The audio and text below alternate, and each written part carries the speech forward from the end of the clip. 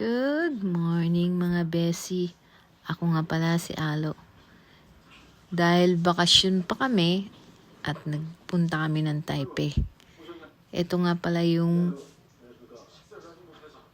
Panqiao. Kita niyo yung maraming mga lantern. Nagpanqiao kami kasi walang bus. Ayan, ang mga lantern, nakikita niyo. Kaya lakad-lakad lang kami dyan. Nakakita kami ng mga lantern. Kaya, kinuhanan ko na ng video. At yan, napakaganda yan. Isang ikot yan. At kinuhanan ko na rin ng video.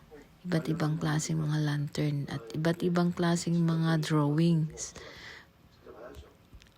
Maraming kumukuha ng picture dyan. Ayan. Nakipicture na rin. Yan. Picture kami ni Shane.